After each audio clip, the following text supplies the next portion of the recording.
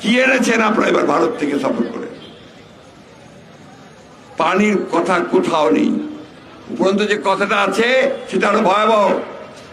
হচ্ছে যে তারা তিস্তা চুক্তির জন্য, ভারত প্রকল্পের জন্য ভারত প্রস্তাব দিয়েছে, চীনও দিয়েছে। শেখ হাসিনা বলেছেন যে আমরা দুটোর মধ্যে দেখব কোনটা ভালো হয়। আবার সাথে এই কথা বলেছেন, ভারত যে প্রস্তাব দিয়েছে, ভারতকে যদি আমরা কাজটা দেই তাহলে আমাদের পানির সমস্যার সমাধান হয়ে যাবে। আমরা সব বোকা মানুষগুলো তো এই দেশে বাস করি।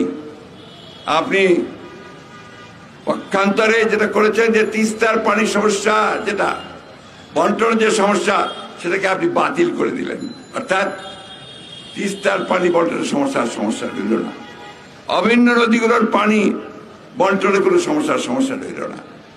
এইভাবে আপনার দেশকে পুরোপুরিভাবে ভারতের কাছে একেবারে জিম্মি করে দিচ্ছেন। আপনার সীমান্তে হত্যা হচ্ছে প্রতিদিন, গতকালও হত্যা হয়েছে। এই বিষয়ে একটা কথা আপনারা বলেন নাই এই সফরে।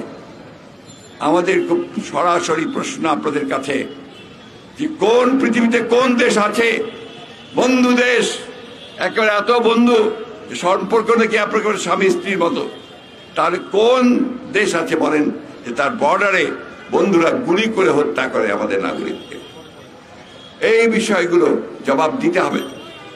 অনেক কথা বলেছেন, আমি শুধু একটা কথাই বলি, দেশের সঙ্গে এই বিদ্রোহ করবেন না, বেঈমানি করবেন না। মানুষকে বোকা বানিয়ে তাদেরকে ভুল বুঝিয়ে এমন চুক্তিগুলো পাশ করবেন না, এমন স্মারক আপনার সমঝোতা স্মারক সই করবেন না যেগুলো আমার জনগণের স্বার্থের বিরুদ্ধে।